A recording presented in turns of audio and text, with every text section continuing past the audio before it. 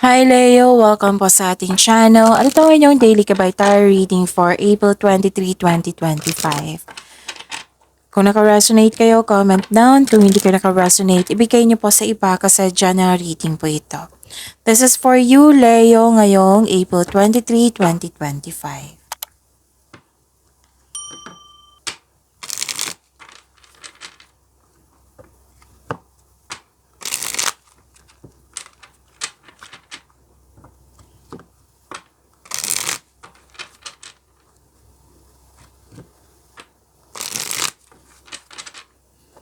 Para po ito sa inyo, Leo, ngayong April 23, 2025.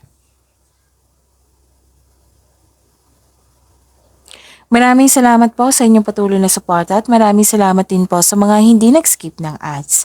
Gamitin ang reading na ito bilang gabay lamang sa mga hindi pa nag-subscribe, subscribe na po kayo at click bell notification para malaman nyo na may bago tayong video. Para sa mga gusto magpa-reading po, may lumabas dyan sa screen nyo ngayon, panoorin nyo po at sundin ang instruction.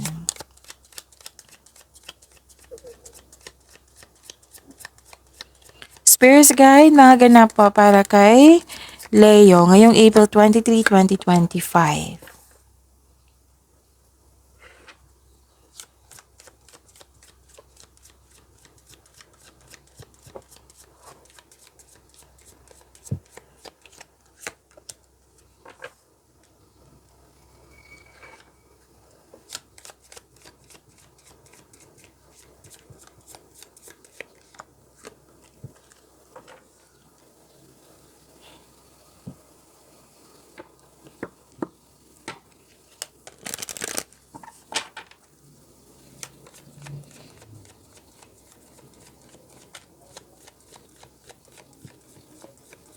Spirits Guide, mga mensahe po para kay Leo ngayong April 23, 2025.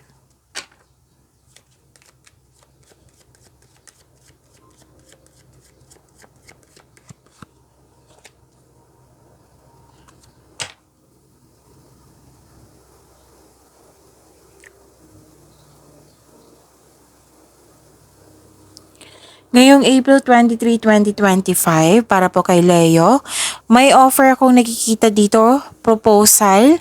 Pwedeng nag-uusap kayo, nagkaroon ng deal sa isang tao, promises, commitment, agreement. Pwedeng may signing of contract, pwedeng may nag-uusap dito sa marriage contract. Pwede din na may proposal, engagement, kasal, ikakasal. Pwedeng bagong pasok din sa relasyon. Basta may nagawang promises ngayon, agreement, deal. Mag-ingat lang kayo sa isang tao na nag-spy, nag-observe sa'yo. Pwede din mahilig siya magmanipula or may gusto siyang kunin sa'yo. Kung gusto niyong malaman kung sino po ito, itanong niyo po sa inyong intuition. May dumating na opportunities dito na bibigyan mo siya ng best decision or best choices.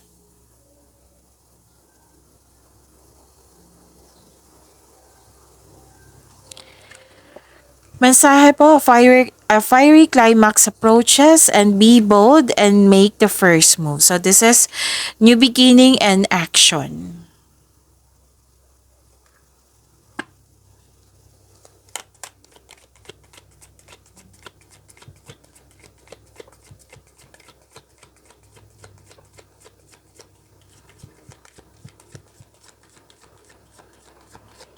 Spirits Guide, energy po ni Leo ngayong April 23, 2025.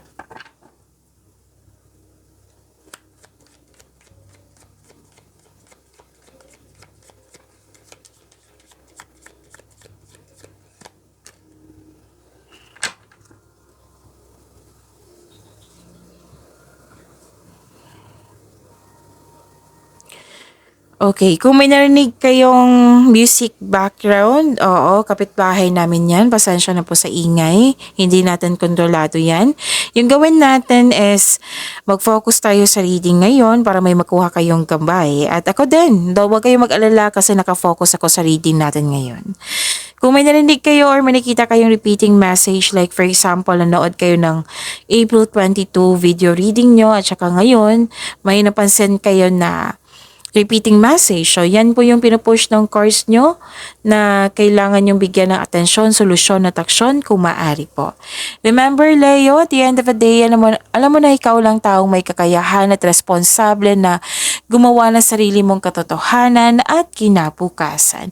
By the way, good news po para sa mga nag-aabang dyan ng love reading. So, may love reading tayo sa Love Job channel natin.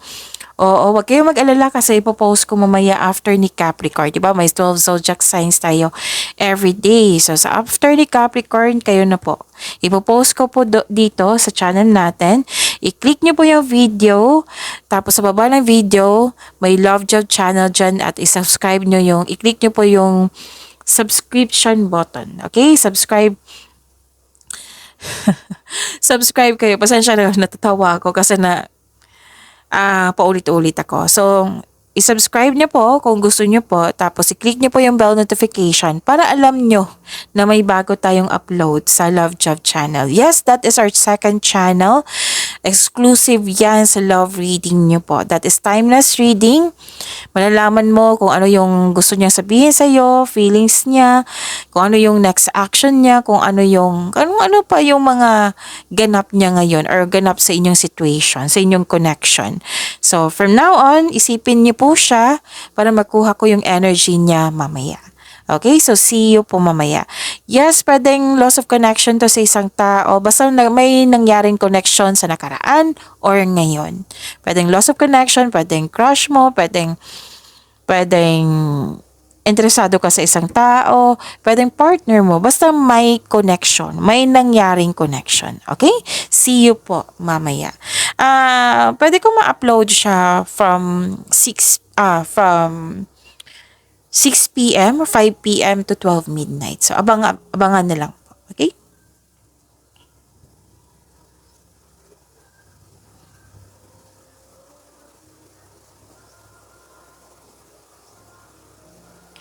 May nakita ko ditong disconnection sa isang tao.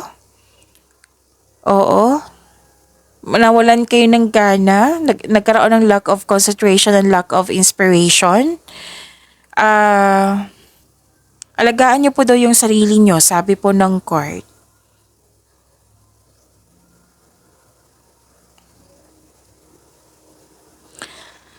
So, this is you're walking away and moving on. May pag-atras, pagtakas sa isang sitwasyon, bagay man, lugar, or tao.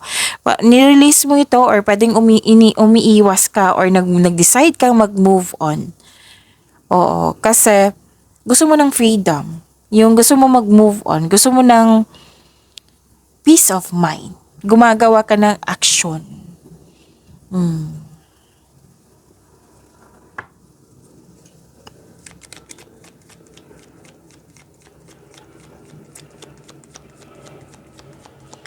Spirit Guide, Career and Money po ni Leo.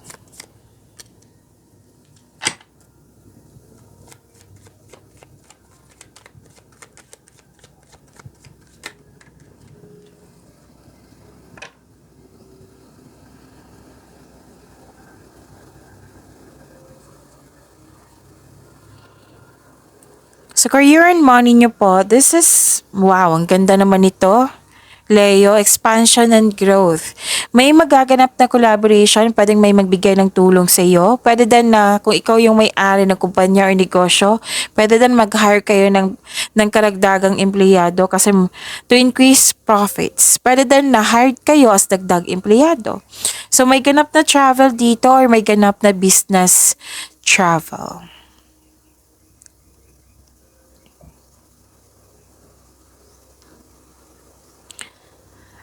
Generosity, maraming nakadepend sa iyo. Suporta ng boss, mentor, or life coach, it will help move your career forward. Nakikinig din kayo sa inyong intuition. Gumagawa ka din ng wise choices. Yung grupo ng tao, very supportive sa iyo. You have abundant in life. Claim niyo po.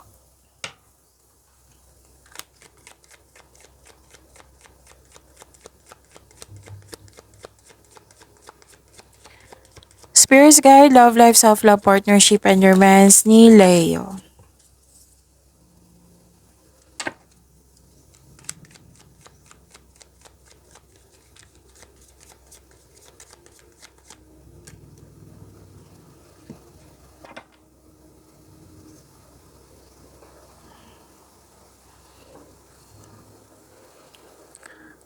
Okay, so this is emotional offerings. Tapos, para sa mga single, parating ng ideal partner mo. So, take things slow, kilalanin mo muna.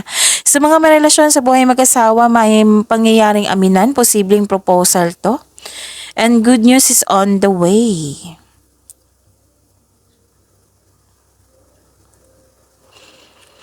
May nakita rin ako ditong, nung nakarang araw pa to, pansin nyo, Leo, na may concern kayo sa abusive na tao. Abuso sa power, holding grudges, or acting like a bully. So, kung pwede po daw, iwasan mo siya. Pagyamanin niyo po yung blessings na binigay sa inyo, Leo. See you po mamaya or bukas sa love reading nyo. Maraming salamat po.